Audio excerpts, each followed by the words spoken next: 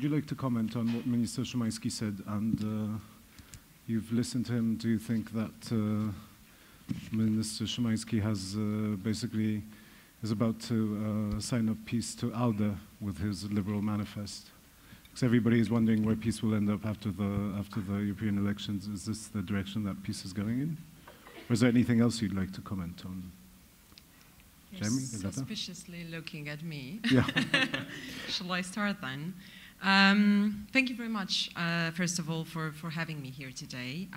By Minister Szymański, I must actually admit that I very much agree with the challenges he defined, with the negative implications that Brexit poses. And I agree that particularly for like-minded states, but also for Central European countries, I think losing an ally, at least on issues like the further liberalization of the single market and services, will make their lives much more difficult. Now, there have been numerous issues that Poland and other Central European countries have shared with Britain, but there have been also some others on which we had different views. What I have an impression I didn't really hear in that presentation is the opportunities we could actually seize following Brexit. And it seems to me that this, the fact that Brexit will shift the balance of powers towards the largest member states, being France and Germany, obviously makes countries like Poland increasingly uneasy. But it also at least provokes a more assertive and more ambitious European policy. And if you look, for example, into the, what the Netherlands has been doing, obviously economically they will lose out following Brexit, and there is no doubt about this. But I think the Dutch diplomats are not even hiding that politically Brexit constitutes an opportunity for them, because more and more countries are looking into the Netherlands, reaching out so that the Netherlands sort of perhaps coordinates their efforts in the single market area or the Eurozone reform. And what I would like to see indeed is Poland taking up this opportunity. And I think I will probably stop here because I've been long-winded. Do you guys want to? Yeah, okay.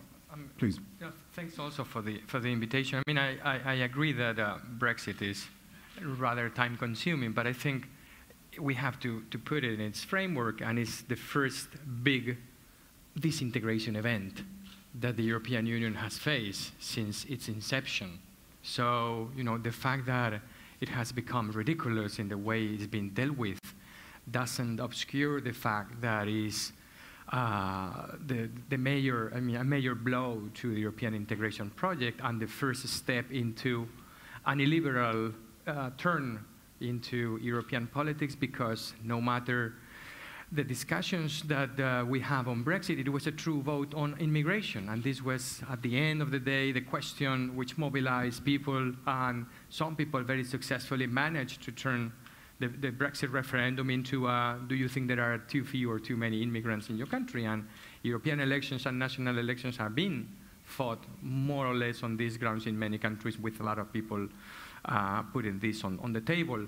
As we heard from the minister, there may not be 40% Europhobes in Europe, but they may well be if they support policies which in fact, configure an illiberal Europe within within Europe and also to the outside of Europe. So some countries are Brexiting, but some countries may not be able to afford the luxury of Brexiting, and they may want to Brexit and stay within the European Union and have the temptation to have and to turn the EU into a very illiberal European Union, because you are effectively trapped and locked in and you cannot exit. And I think Italy is a good case in point that, of course, there's no question that they would not leave, but the sort of things they may want to do once in are rather incompatible with staying in the core of it, and we see many countries moving along those lines. So there are some systemic events pushing for a more illiberal Europe that we have probably ever imagined or envisaged. Okay, Darren, maybe moving on to the European campaign, I wonder, one of the questions that I ask myself is, will there be a pan-European campaign? Which I understand you're going to be running for EPP, so it's going to be difficult for you to answer that there isn't. But what is it going to be about? Is it going to be about these liberal tendencies? Do you think the EPP will try to frame the discussion as the mainstream party which will be fighting everybody else, or what's your view? Well, I'm glad you let me off on Brexit. We've been speaking about it for the last few years at everything, and we might come back to it again. Look, I think what we are moving towards is a much greater sense of a pan-European election. But we also have to acknowledge that in every member state, European elections are not as important as the national elections are. All of our research in the EPP, however, would show that that gap is narrowing significantly. And the reason for the closing of the gap, the reason for the growing significance of these European elections across the continent isn't down to the performance necessarily of institutions or politicians. In the main, it's down to the issues that are confronting Europeans in 2019 compared to 2013 and 14. And most of those large issues that we will be debating over the next number of months, I think people naturally see that they require common solutions, whether it is in the space of security, migration, whether it is to do with some economic challenges and other areas such as climate and environmental issues. So that's in the first sense, I think. The process itself is evolving. The idea of a Spitzencandidate has been growing. This concept that political families will nominate somebody who will carry around the continent the policies, the visions, the hopes for their party, for their collection of member parties is new and it's evolving. And it's imperfect. But unquestionably for us, it's a significant step in the right direction. It's a step away from 27, 28 at the time, now to be 27 heads of state of government behind closed doors, deciding for whatever reason, and many of the reasons, of course, perfectly reasonable, I've no doubt.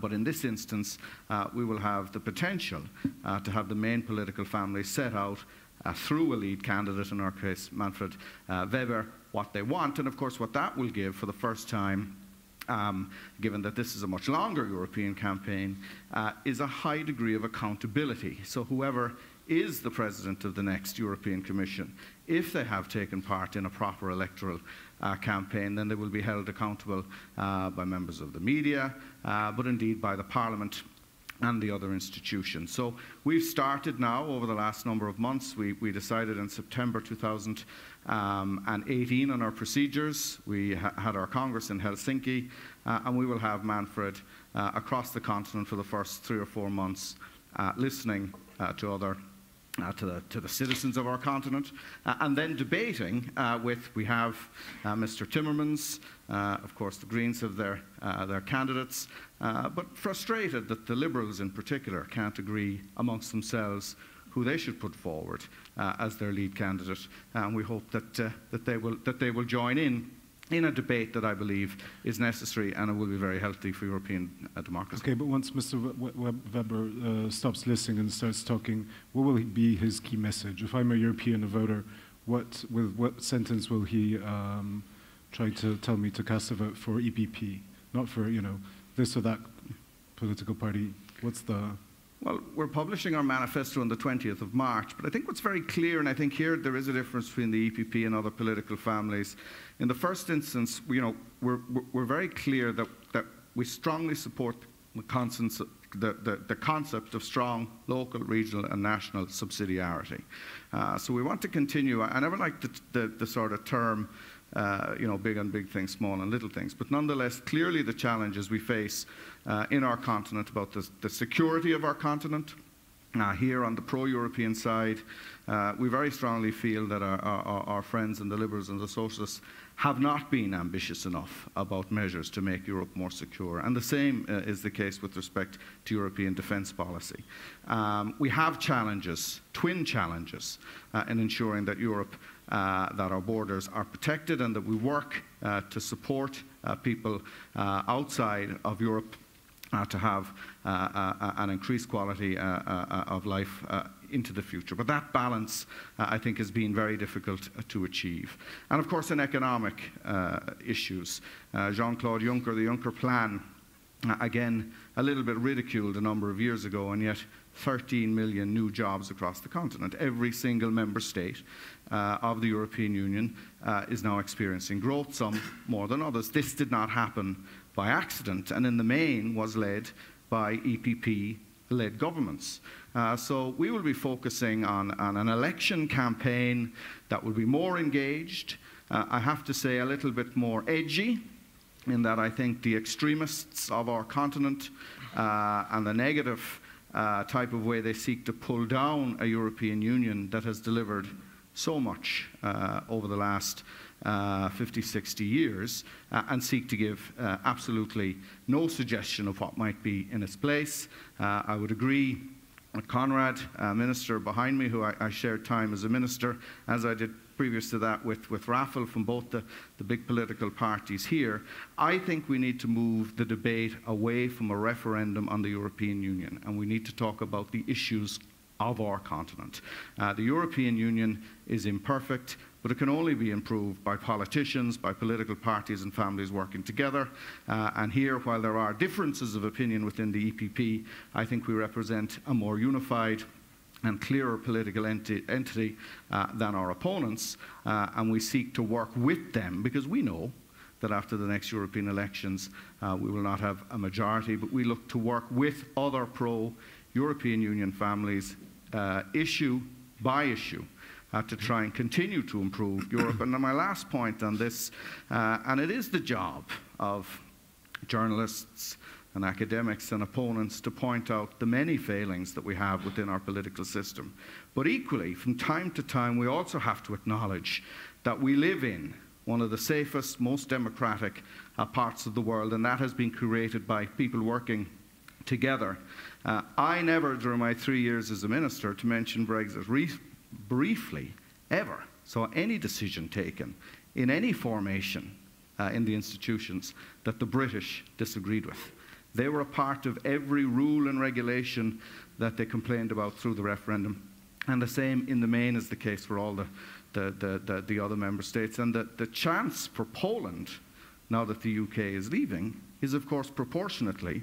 Poland has the opportunity to be a bigger player in a slightly smaller pond. And I think that's what other member states would like to see from Poland and others to kind of step up now and replace what is a very unwelcome void that has been caused by the United Kingdom leaving. Okay, thank you very much. There's a school of thought that believes that elections are won by parties that promote change, whereas I understand the message here is rather continuity. Do you think how will the EPP fare in these elections, and who's going to come first, who's going to come second, Jeremy? I'll give you my thoughts on that in a second. I just wanted to briefly say something about, in response to the Minister. I welcomed his shout-out for the Economist's Open Future debate, our attempt to grapple with the challenges facing liberalism, which is ongoing, even though it was launched last year to mark our anniversary. And I think one of the challenges that was brought out in that debate, and which I was reminded of by the rest of his talk, was the tendency of liberals to divide the world into liberals and illiberals, to overgeneralize the battle between open or closed, or whatever you want to call it. And the Minister talks from a position of the Law and Justice Party, which is often attributed to the, whatever you want to call it, the populist wave in Europe, the Eurosceptic wave in Europe. And you see analyses of the upcoming European elections that lump together a whole array of parties that are in some way critical of the European project as it's currently managed, that identify as anti-elites, that raise the sort of concerns that the Minister raised about people's identity, about their sense of security. And I think there are reasons to think that Law and Justice does have similarities with other parties in that camp. On the other hand, there were several things he said that would be diametrically opposite from what you might hear from other parts of that populist or anti-establishment caucus as it is sort of characterized as in the European Parliament. We heard that we had a defense of Europe's outer borders, but no mention of redistributing migrants within them. We heard a despairing take on Brexit, which some in the populist camp in the European Parliament would strongly disagree with. We heard a pro-market message that protectionists, who are also lumped into this closed world family, would strongly disagree with. So I think it's a reminder that these things are complicated. And I mean, that's a challenge for the critics of Europe's status quo as well. You know, if they want to get together in the European Parliament, they could be one of the largest parties. They could challenge the EPP and other establishment forces. But personally, I don't see that happening simply because there is such diversity among the critics of Europe's status quo. So that's my reflection on what the Minister had to say. On the question about how the EPP will do, clearly it's under pressure, even if the critics of Europe's traditional mainstream don't form a single group or don't live up to some of the more sensationalist predictions about the European election. It looks like both the EPP and the Social Democrats, they're sort of the other classic, traditional, post-war Western European political family, will both be under strain at this election. I think most of the predictions suggest that the EPP will probably lose MEPs, and that these two totemic political families will lose the majority that they've held in the European Parliament for decades, and with which they have been able to orchestrate, you know, the distribution of jobs in the past, much of the legislation that goes to the European Parliament. Of course, that domination is often and almost always echoed in the European Council and the Commission as well. And we're suddenly at a stage where these two political families might lose that majority. Now, mainstream forces, for want of a better phrase, the Liberals, the Greens and others, would still constitute a majority along with those two larger political families. But I think it's a real challenge for, in particular, Mr. Weber and his attempt to stand by the Spitzenkandidat logic to become Commission President as the leader of the largest party, which, by the way, I assume the EPP will be. But it's going to be tricky for him, and I recognize that he's trying to Europeanize the European election campaign, and that he is trying to sort of popularize the Spitzenkandidat system beyond its strongholds, particularly Germany. But I think he does face a challenge, and the EPP may have made life difficult for itself in that, I mean, if you're going to have to build a majority that spans not just the EPP, not just the Social Democrats, but also Liberals, Greens, and perhaps others, to create a majority in the Parliament for that Commission presidency, you need to span quite a large part of the political spectrum. I think the difficulty for Mr. Weber is, in particular, his perceived indulgence of Viktor Orban's government. And I think that makes him a very polarizing figure. We can talk about the case for the defense. Certainly my publication is on the critical side of that. But it's going to be difficult for him, I think, to persuade, to reinvent himself after years of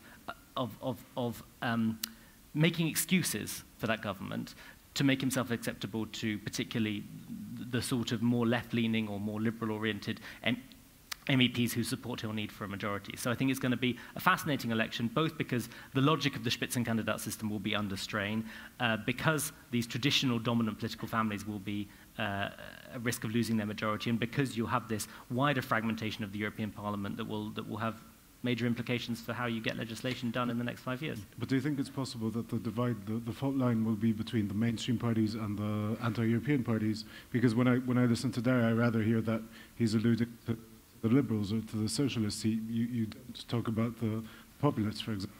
They seem to be sort of out of the picture. Is this the way to go, or do you think, should they be part of the conversation? Because for the moment, I don't know if they are. Of course they should be part of the conversation, but you can splice the next European Parliament in all sorts of ways. You can talk about Liberals versus the Liberals. As I've said, that's, I think, an oversimplification. You can talk about left versus right. For me, perhaps the more useful distinction is parties that identify as the mainstream or the establishment, and parties that identify themselves as challengers to that establishment. And one of the striking things, the European Parliament issued its own projection of the results of the European elections this morning. And one of the striking things about it is that it reminds us that among the largest individual national parties in the next parliament, according to the current polling, will be parties that stand outside of that traditional establishment. The second largest party in the next European Parliament, according to that projection, will be Salvini's Lega in Italy. Among the other largest parties will be the Five Star Movement, Law and Justice from here in Poland, perhaps Emmanuel Macron's En Marche. These are all, even the German Greens.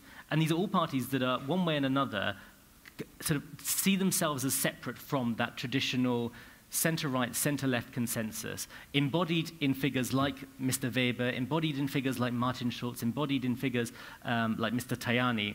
And so I think a useful way to think about this is not sort of left versus right, populist versus anti-populist, but forces that want to change the way the European Parliament and the European system work versus those who believe that their job is to hold the ground and to maintain a sort of established way of doing things. Nacho, do you think this is, would you agree? That would be my first question. Yeah, and if you do, yeah. Do you think that spells good news for the European Union? I mean, is this the conversation that needs to be? Yeah. I mean, I think you're right that this is not a left-right, in a sense, divide. There are nationalists at the left and at the right, and there are liberal forces at the left and at the right. And this is a basic question about some key things which all members of the European family should adhere to, including judges, media, and personal rights. And you can assault those things from many places, as we see across Europe. So if we agree on placing some things in a safe box, away from political competition and especially away from attempts to undermine the rule of law, separation of powers, independence of the media, then that's all fine. Then we can discuss free trade, protectionism. I mean, there's a huge debate about to which extent, free trade has to go where, to which end, whether it's fair or not, and so on. That's politicization of the European Union, and we've always asked for more politics. We now have more politics. We cannot run away from politics and say, let's go back to the good old technocratic times. What I think it is important is that we may place a lot of expectations on the European Parliament, which is, and sometimes we play the game as if the European Union was a country and there were parliamentary elections and those elections would result in the forming of a government and so on and so on. I know that it plays well for the people here every now and then, but it doesn't entirely play, because turnout in this country, even in countries which are very pro-Europe, turnout is very low in European elections. Why?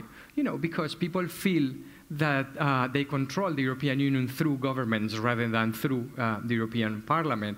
If the EU was so important and so threatening, you wouldn't see turnouts of 25% or even 50%. It's counterintuitive that an entity that is all over the place doesn't appeal to people even to vote against it. So I'm not saying that that this is that you should bring more people to the polls in order to turn the European Union down or to bring it down. But the truth is that we look and we spend a lot of time looking at the European Parliament, and we lose sight of how important it is that the European Commission is still, by and large, a very intergovernmental body, and that we're going to face important problems with some commissioners by some countries demanding portfolios which are going to be very important, and that also the European Council is not the US Senate. I mean, it's a government, it's an executive body, it decides a lot of things. So we have an election which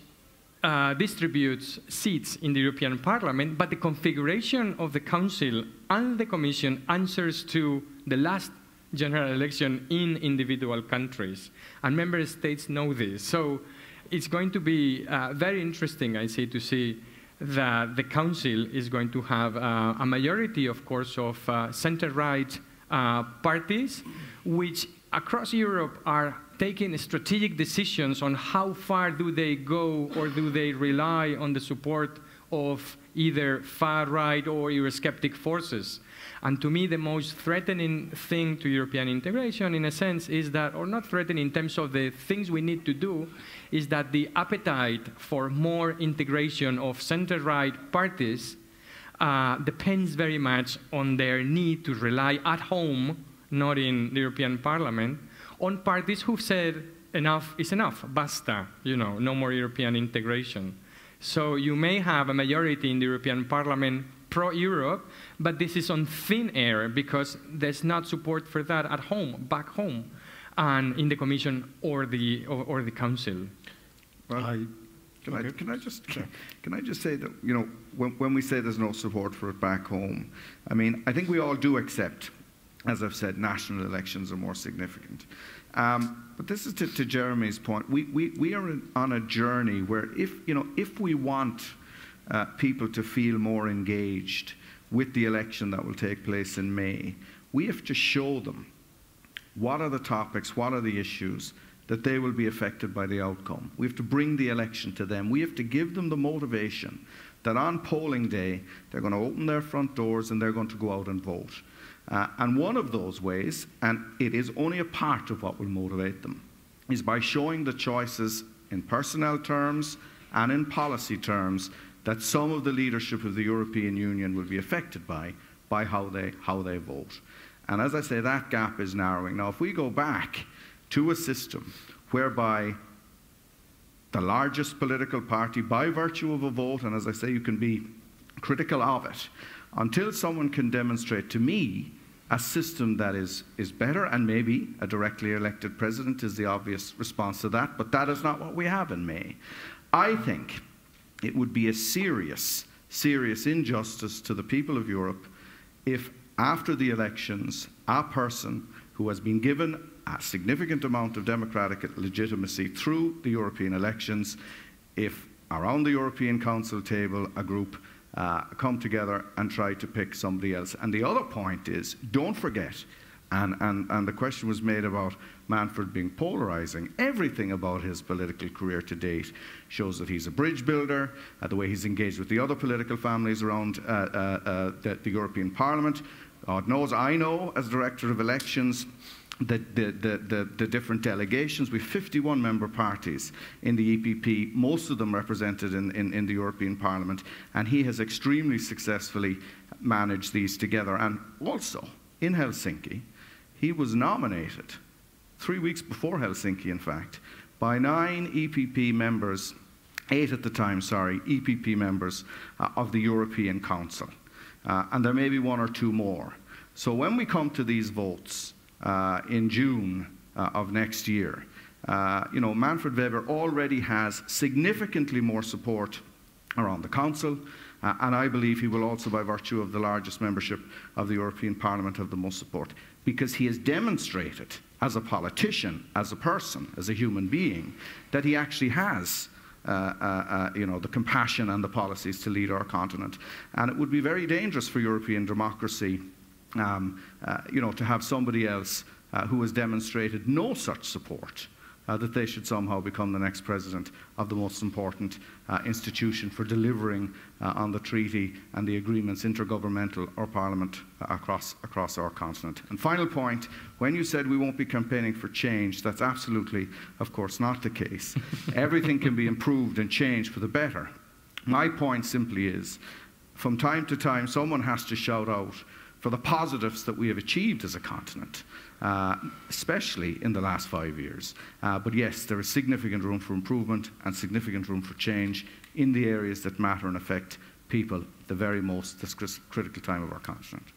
If I may, I think his difficulty on the... Oh, sorry, do you want to? Yeah, well, like, just very briefly, I think his difficulty is that he is the person in Brussels most associated with these red lines that are endlessly put down whenever Viktor Orban transgresses a new liberal norm in Hungary, and is therefore the embodiment of the EPP's failure to stand by those red lines every time they're crossed. And from my perspective, I was there in Helsinki too. I think the EPP missed a great opportunity by not picking Alexander Stubb, who's not only freighted with this reputation, I think deservedly so in the case of Mr. Weber, but also is more multilingual. I mean, you say that this needs to be, this is about gathering democratic legitimacy. Mr. Weber, unfortunately, doesn't speak brilliant English and doesn't speak any French. I mean, you can't speak every language in Europe, but I feel like if this is really going to break out of Germany and Luxembourg, which were the 2 countries that took the Spitzenkandidat process seriously last time, you need to have the best possible means of communicating with people. But just finally on this point, the other criticism I would level at the EPP about this is that it is, of course, difficult to really vote for the EPP in an individual European member state. The EPP doesn't stand for election. Yeah, but that's the same for all the political families. It's the same for all. So no difference. So I agree. Again, I agree. We are held to a different account. However, when the opportunity for an EPP ticket to be put before European voters in the form of transnational lists came before the European Parliament, several prominent members of the EPP voted against it. I think if you want, I'm fine with Spitzenkandidaten, but I think you need a transnational list system to go with them. Otherwise, it's all a bit symbolic. But it's a work in progress. Clearly. And I know you're waiting to come in, and I've read some of your pieces. I mean, you may have liked Alex to win. He's a great candidate. He got 20% of the vote democratically in Helsinki. Manfred got 80% of the vote in Helsinki. So, I'm not going to sort of compare other parties. We know the challenges that we have. But Manfred Weber clearly voted within Parliament on the issues regarding Hungary and the Article 7 procedure, and he made that clear. There are other political families and parties that also have challenging issues with respect to rule of law. This cannot be just a party political issue. We need a proper procedure within the European Union for dealing with transgressions on rule of law. And some of the simplistic narrative, and I'll raise it myself, about Fidesz being excluded from the EPP. I mean, don't forget that David Cameron, when he brought his party outside of the European People's Party, that was the beginning, perhaps some people would say, of the end of the British within the European Union. So we have a responsibility to the people of Hungary. We have a responsibility to the people of all of Europe to bring them on a journey with respect to rule of law, and Manfred is completely the type of person that can do that. If you take my own country, when I was 7 years of age, my mother had to bring us out of the church because my father was a GP handing out condoms. This is in Ireland 30 years ago. So every country is on a journey, and we have to work together within the European Union to support other countries and stick to our responsibilities. Thank you. Sorry. No, I think I would like to shift the debate a little bit away from the personalities. I mean, we all gossip in Brussels, mainly about personalities. But I think there's one probably point which I wanted to make. This European Parliament's elections for a change will be about Europe. And I think this is going to be at least the case in some member states, some of them that we know the best. And I'm not sure actually that mainstream parties are prepared for this. We briefly mentioned that the European Parliament's campaign is usually of secondary order, is usually campaigned on domestic issues. I very well remember last European Parliament elections when some of the candidates were simply promising issues that the EU has nothing to do about. This time around, it will be very much about Europe. Yes, Europe will be instrumentalized and used as part of the domestic debate, but that also means that favors Eurosceptic forces which feel much more comfortable campaigning on those issues. They've been banging on for years about the European project, whereas mainstream parties have been pretty complacent about this. So I think my point is, what we will probably see, and by the way, the Eurosceptic parties are doing the homework that the mainstream parties are not doing. They realize that simply advocating their country's departure from the European Union is not going to cut it. I mean, in the aftermath of Brexit, you see a general support for the European membership. Having said that, the citizens are very much concerned about individual policies, what the EU is doing or is not doing. And that's what the Eurosceptics will focus on, right? They will focus on issues which have something to do with, our comfort zone, our identity, our culture. And this is very much an open question perhaps to you. How are the pro-European forces going to respond to this? Because when you say that you want to shift the discussion away from the referendum on the European Union, that ship has already sailed. It's not about referendum on whether we want to be in or out. It's more about whether we want the EU interfering into something that still, I mean, I might disagree with this, but many people see as their, domestic issues.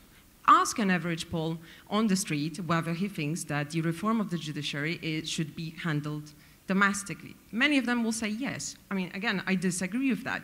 But I think you really need to shift the discussion away from whether we are pro or anti-Europe. And I will stop here.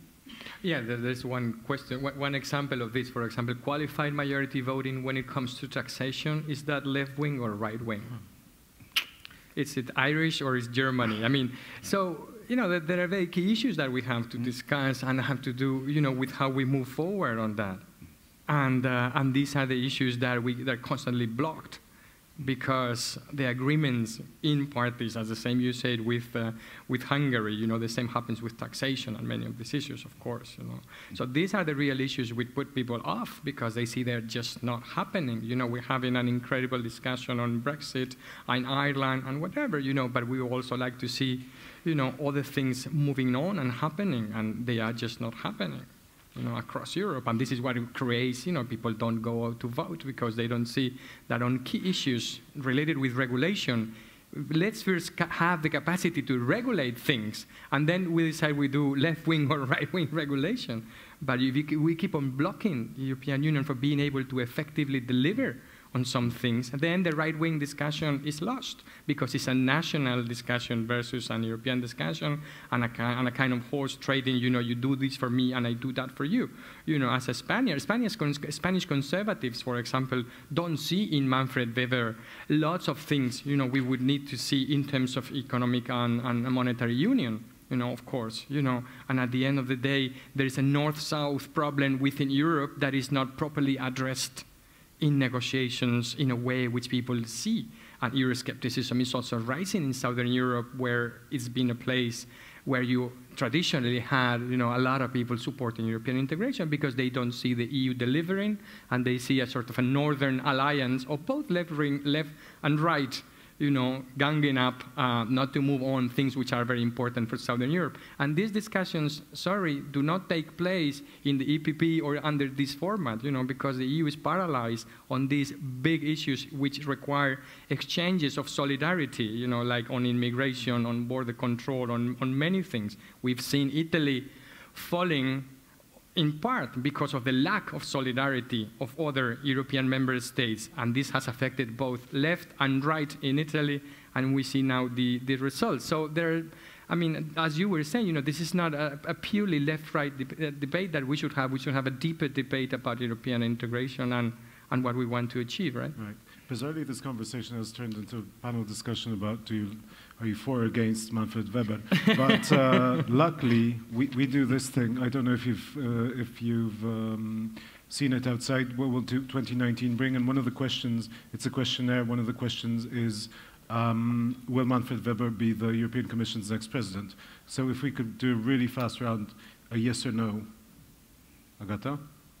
I'm not that sure. It doesn't mean that the EPP I'm sorry, wants... this is a yes or no question. No. But not because the EPP is not going to be the biggest party. Whether he will be? Yeah. I guess so, yeah. Yeah. He will, and people who say no should say who they think will be. I think he's an excellent candidate, and I'm glad everybody is talking about him. I think no. I think Michel Barnier probably has got if you're challenging me to say who I think would get it instead, perhaps him. Okay, so my question would be, what will the European Commission be like under either Manfred Weber or Michel Barnier or somebody else that Agata is thinking about? I should kick off. I think ever since I started following the European politics, for the first time, I don't feel ashamed to say I don't know how it is going to play out, because the political landscape is so difficult, and I think we touched this upon already. Because the European Parliament is going to be so fragmented after the European Parliament elections, and also because we are going to have more smaller new political movements, not necessarily all of them anti-European, present in the European Parliament, something that many call the Dutchification of the European politics. That will translate into, obviously, the support for the next college. Let's not forget the role the European Parliament plays in basically approving the whole college, first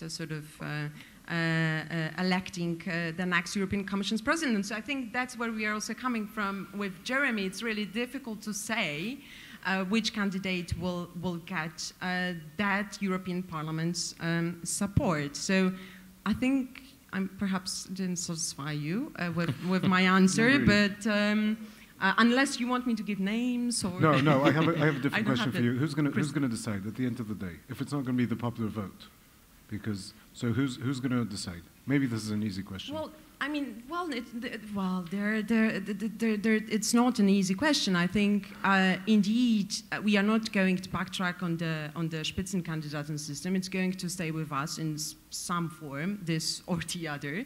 The party which will get the biggest number of seats will put forward its candidate, but I just don't think that candidate will get through the parliament. Then basically the European leaders will have to take this to account. And let's not forget that it's still in the treaties foreseen that they are presenting a candidate. So I think they might come with a second candidate, but I wouldn't bet on anything. What I'm trying to do here is to get us to the autumn and to ask you guys, okay, at the end of the day, after the vote, there might not be a college in autumn, by the way. Okay. But at the end of the day, who's going to be calling the shots? Will it be the French and the Germans? Will it be the Irish? Will it be the Poles? Well, if it's the Irish, we'll all be fine, of course. But, no, I'm fascinated at this sort of a sense that someone, by virtue of winning an election campaign, having the largest representation in a parliament, and by the way, the socialists are also supportive of the Spitzencandidate process and have nominated their candidate. And while Jeremy's right, the numbers may not give an absolute majority. We're not conceding that we'll have a reduced number of seats just yet either, 3 months from polling. We believe we'll have proportionately at least the same as we have now of a smaller parliament. I go back to the point that I made earlier. The people who sit around the European Council table are elected heads of state and government. And currently there are more of those from the European People's Party than anybody else. They've been democratically chosen through each of their national procedures. And this is a big issue in Brussels, but I think for the citizens, first of all our research in the EPP for the last year and a half would indicate that much of what we're discussing, people aren't interested in at all. Their own lives and securing their futures, their families, their jobs, and so on. But what I see happening is a very, very clear and unified group of heads of state and government strongly supporting Manfred, the EPP candidate, the only EPP candidate that we have, and also the largest bloc, if you combine EPP and the Socialists by some distance within the European Parliament, will also. So, is it possible that there may be some people who do not support, who are saying they don't support Manfred and the EPP at this point in time? Of course.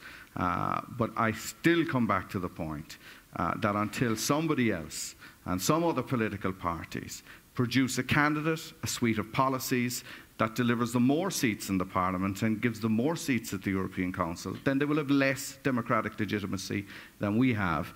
And that is why, and I have no doubt, and I hope within my lifetime, that we will see many political families win elections, because that's what's vital for the component of European democracy. But if we happen to have the largest and the most supported candidate for the job of President of the European Commission, as I've said, it would be an absolute retrograde step for a group of prime ministers to go back to the Macron-esque technocratic way of doing things, so that control is reduced. As you say, is it from 27 to 2? Maybe just 2, and that is what we do not want in Europe. Okay, let me make it a bit more difficult for you. If it is Manfred Weber, what does it mean for the other top jobs? Who will the Socialists nominate? Who will take the other top jobs in the Commission?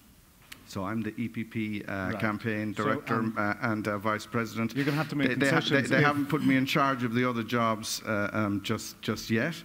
I think we have to move beyond that. I think the senior positions have to be determined on a case-by-case basis. The Parliament will elect its own president in due course, and the Council will elect in the autumn its own president of the European Council. It has been the norm that they elect one of their own. That significantly reduces availability. Many current prime ministers, won't leave their national job. Some retiring or just left may not be available for different reasons. But I think I don't concede the point that each job is consequential on previous positions. I think it's unlikely, and here I speak in a personal capacity as an individual. I don't think it will be the case that the EPP will hold, for example, all 3 positions, nor I think should we. But I do strongly believe that the one directly elected position through the election of the Parliament of Commission, that is the target of the European People's Party. I thought you might say that. Yeah. Jamie, what do you think? Yeah, well, I'd just nuance what I said. You asked us to do a quick-fire response. I think Manfred Weber is the most likely individual to become the Commission President, but I still think it's more likely than not that it will be someone else, hence me saying Michel Barnier. One could also imagine another German, someone like Peter Altmaier or Ursula von der Leyen, or there are various names bubbling around, as Agatha says, in Brussels at the moment. It seems to me that if it doesn't look likely that Mr. Weber will command a majority in the Parliament, then the Council will either go through the humiliation of having him rejected, or will put someone else forward who's more conciliatory. We'll see.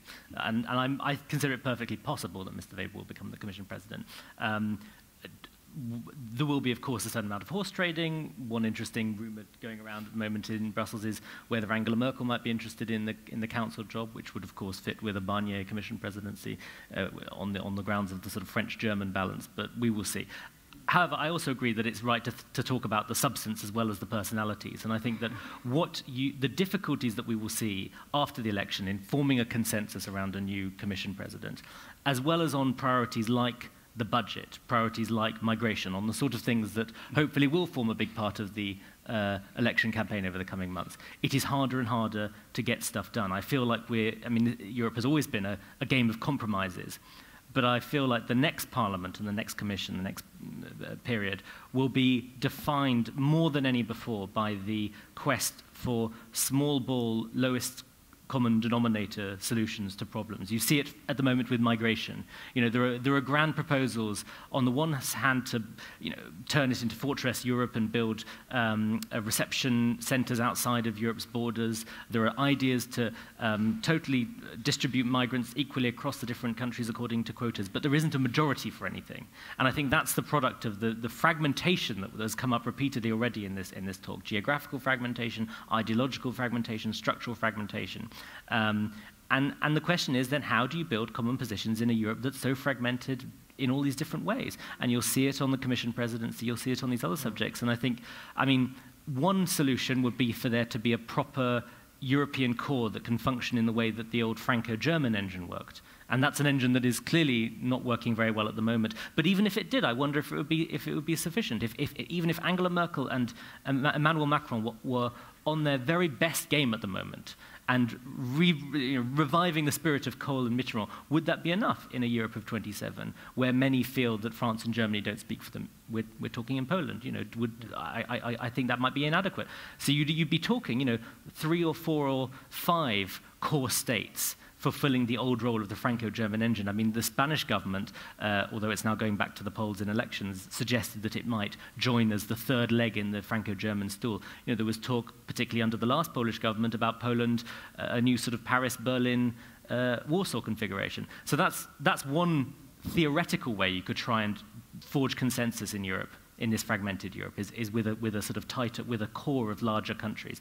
The other way, and I think we're going to hear a lot about this too in the next parliamentary period, and we've touched on it briefly already, is where you abandon the need for unanimity. Do you abandon the need for unanimity on things like the budget, on things like foreign policy? I don't necessarily think that's going to happen, because you need unanimity to abandon unanimity. But I think it's something we'll be hearing more and more about.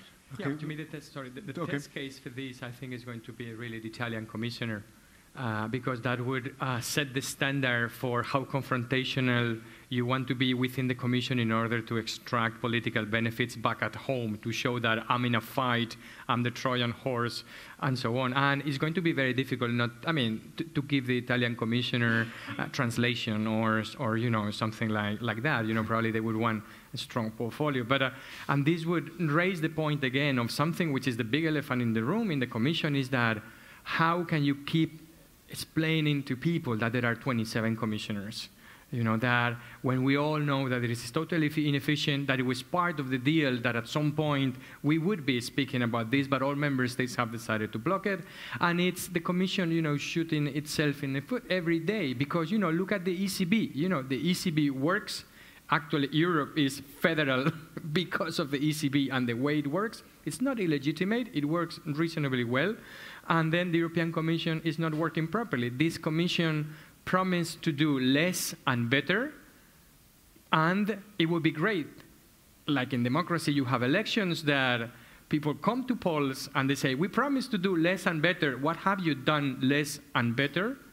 And therefore, we would vote for the next European Commission. But who's thinking on holding the Commission accountable in the elections, because there is a Spitzenkandidat process, and therefore Manfred Weber would be the next Prime Minister? This is like, it's a body which comes clean to polls, as if nothing had been done before, because we just elect a parliament, which then happens to elect a commission who comes with a clean record.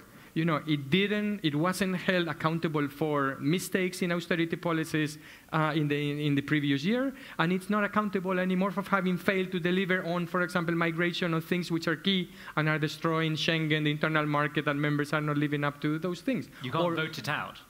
Yeah, you would be, in theory, be able to vote it out if this was the system. But still, this 27 Commission thing is, I think, for the next 5 years, looking at the correlation of forces at home, it's going to expose the miseries of the Commission to the public, and this could be very damaging, I think. Can I just come in on this one very briefly, because I'm sure you want to sort of move on.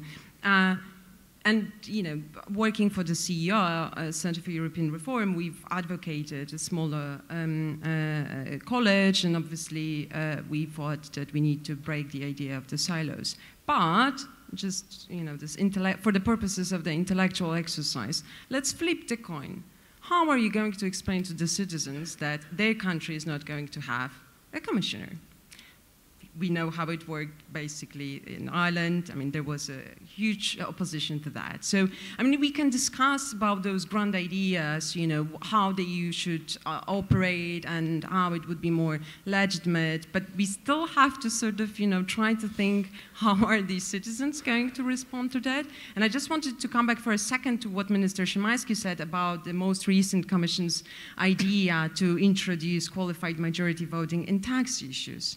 I remember I talked to some diplomats in Brussels the very following day, and they said, look, this is a suicide. Just 2 months ahead of the European Parliament's elections, how are we going to explain to our citizens that this very remote Brussels now wants to introduce qualified majority voting on issues which we very much see as something, subject to domestic policies and part of our sovereignty. Now, obviously, I understand why the Commission has done it. It wants to sort of tick off things that it promised 5 years ago. But I have an impression that we do forget in this debate that, the citizens are not necessarily where we are in our Brussels bubble. I think we have to recognize that. Just a minor point on Ireland. The whole of Europe is standing, the whole European Union is standing behind Ireland on the backstop. Is this because Ireland has a commissioner? No, that's the moment to show and to tell, no, that's the moment to tell and think the Irish are seeing the solidarity of the European Union behind them. Because of the need to support the deal and the Good Friday Agreement, and that has nothing to do with them having a commissioner. If there is a proof that because of strategic interests of the European Union, you should, bring the Irish to a room and tell them, look, guys, we're not going to die for the border. This, the European Union. This would of course, provoke the idea that the EU, is sacrificing sacred values for that, but it is actually not doing. We are remarkably united behind Ireland on something which is existential for the EU, and it could be a good moment to tell Irish, look, yes, there is solidarity working in the European Union, at least in this respect. And this is not because of the Irish Commissioner, blocking anything, right? It's persuasion. Because I don't think it has anything to do, actually, with whether Ireland has its commissioner or not. It's because this is a, existential issue for Ireland, and backing down on this issue would send a really bad message to the Irish who are in the EU and are not going anyway. So I think we are sort of mixing a little bit the... No. So just, first of all, I'm not here to represent beloved Ireland uniquely, I suppose. I'm a member of Parliament, so if anyone's listening at home, I am also representing Ireland. First of all, people of Europe don't really care how many commissioners there are, whether there's 27 or 10 or 5. But they would care if they didn't have one. And I think it's a minor Brussels type of an issue, to be honest, looking at what really is concerning the people of Europe. They don't want us looking inwards from within the bubble at these sort of dynamics. It would send a brutal message if we were to say, if we're going to support a country on policy A, you need to give us what we want on policy B, especially on very big existentialist topics like Brexit, which affect us all. Ireland is just on the front line. But secondly, it is unquestionably the case, as we face challenges to try and keep our citizens as close as possible to decision-making in the capital of Europe, one of the links that every member state has is it has his or her own commissioner. And that is a link. We see it during the election campaign. Our commissioners will be a link where we have them in member states and on different policies around the continent. But that's not to say we can't reform it, and I think what Jean-Claude Juncker did by having a sort of a, I won't say a cabinet minister level at the top and then some others and more of a structured approach, I think that could be developed. Now, I haven't heard Manfred's thoughts on this, but I think we should keep the individual commissioners. I think it would be a fight not worth fighting. I think we'd lose it because, again, it would require every country to sign up to it. But in the main, I think it's positive. And the last point is it's not just Ireland who would object to it, by the way. Many countries support it. And there's, I think it's one of these issues, a little like transnational lists that Jeremy mentioned. I was in Strasbourg for that vote. We had an interesting situation in that vote. The Irish Prime Minister, Leo Varadkar, was in favour. The Irish delegation were against it.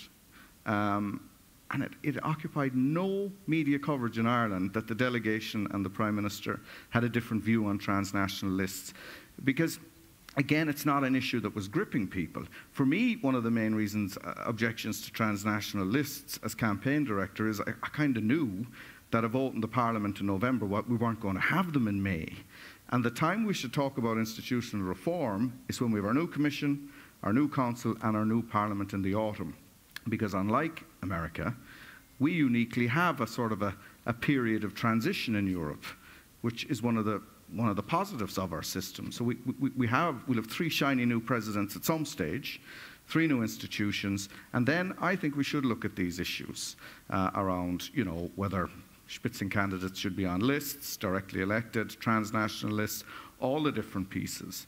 But at a time when they're back from the campaign itself, so the decisions are made, on policy and for good reason, rather than maybe some of the machinations of if we did this, we might get that many seats or whatever. Thank you very much. I think we're going to need to take some questions. I don't know if there are questions. I'd like to take 2 or 3 questions because we don't have that much time. If you don't have questions, I have a question, but we have a question there from Milan Nitz. Good afternoon, everybody. Milan Nitz, German Council of Foreign Relations, Berlin. One question is about East-West divide. It was not mentioned during our panel. Nacho mentioned North-South divide. But I'm wondering what would be your lessons from the Juncker's Commission, which was not very good in preventing this East-West divide, at least the perception of it, of deepening in the last years. And second, added on to it is Viktor Orban, Jeremy, I understand your point and frustration with him, and the EPP, but to me, it's too much Orban-focused discussion. I rather concentrate on the fact that everybody else in the party system from Central Eastern Europe is weak. Viktor Orban is the only one strong. So I wonder if you can comment on other parties and leaders from this region that play a role in Brussels that can be a counterpoint to Viktor Orban. Do we have any other questions? And there's another question over there. Hi, thank you for the discussion. I would like to pick up on Mr. Murphy's comments regarding Poland playing a bigger role when the UK leave the European Union. How realistic do you think that is, as per your comments? And also, what can Poland do if it wants to grab this opportunity? Thank you. Okay, thank you. Who's going to go first? Shall I reply to Sure. Milan's comment? On the East-West divide, I mean, I recently wrote a column on precisely this point. I think that the language of the East-West divide is very problematic, particularly coming out of Paris recently. I mean, there is an attitude, I think, particularly in the French elite and in parts of Brussels as well, to a lesser extent in Germany, that Central and Eastern Europe are simply years behind the older member states and are almost uniformly struggling to maintain, live up to democratic and liberal standards, which is simply not true, and it's a gross generalization, and it's an, as Timothy Garton-Ash put it to me, it's an inner European orientalization. It's this othering of Central and Eastern Europe, and I think that's profoundly unhelpful. And I mean, even the comparison, I mean, often Hungary and Poland are mentioned in the same breath because of transgressions of rule of law norms and so forth. Without any mention of the fact that, for example, the political circumstances in the two countries are very different, that the transgressions in question are different, and that the political cycles are different, and not to mention the fact that the governing parties in question sit in different political families. So I'm strongly against the generalization of the East-West divide, and think there's a lot that can be done to try and sort of combat that. On your question with Viktor Orban was, do you think we focus too much on him? Is that a fair characterization of it? Clearly, what is happening in Hungary is appalling and of a quite different character to what's happening anywhere else. Of course, we can talk about the difficulties with people like Mr. Babiš in the Czech Republic, or we could talk about, to get away from the East-West divide, we could talk about what's happening in Italy at the moment or in Austria. I think you should treat these on a purely case-by-case basis. We should not purely obsess about Viktor Orban, as said by we, I mean those who are worried about the state of liberal democracy in Europe at the moment. But at the same time, I don't think you can let him off the hook just because others are not living up to the best standards of liberal democracy either. Yeah, and this East-West divide, by the way, is stage 2 of the North-South divide, which emerged during the financial crisis and the consequences of that.